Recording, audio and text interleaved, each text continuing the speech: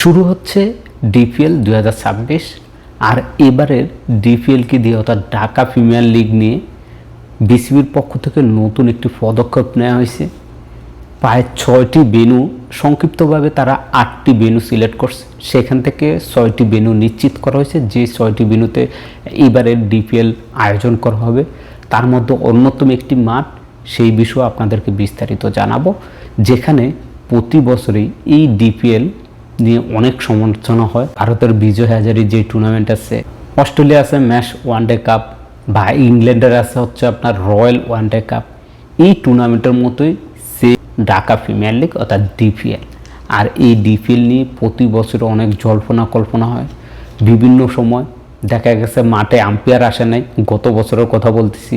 দেখা গেছে খেলার সময় পার হয়ে যাচ্ছে, টিম বাস এখনও আসে নাই। দেখা গেছে একজন অসুস্থ হলে তাকে দ্রুত চিকিৎসা দেওয়ার কোনো ব্যবস্থা ছিল না। সেই ডিপিএলকে এবার নতুন করে সাজিয়েছে, যেখানে প্রতি বছর আমরা দেখতাম যে ডিপিএল হলেই মিরপুর, ডিপিএল হলেই ফতুল্লা, ডিপিএল হলেই শুধু বিকেএসপি। তবে এবার 8টা ভেন্যুর নাম আপনাদেরকে বলে দিব, তবে 6টি ভেন্যু হচ্ছে সবচাইতে বেশি গুরুত্বপূর্ণ হবে।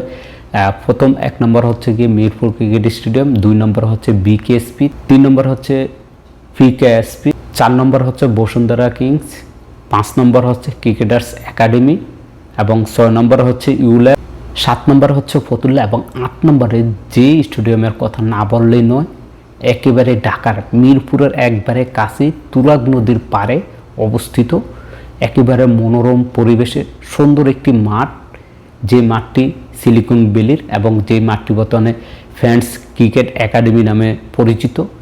কিছুদিন আগে মেয়েদের যে ডিপিএল হয়েছিল সেখানে ম্যাচ হয়েছে, খুবই ভালো রান হয়েছে, 200+ রান হয়েছে। আর আপনাদেরকে বলে রাখি, ঢাকার মধ্যে যেতগুলো মাঠ আছে সবচাইতে বেশি মাঠ ভালো হবে এই সিলিকন ভ্যালি, কেননা বাংলাদেশের ক্রিকেটের জন্য পিচ তৈরি করার জন্য সেরা উন্নত মানের মাটি পাওয়া যায় বগুড়ায়। বগুড়ার স্টেডিয়ামে খেলায় মানে 250+ রান।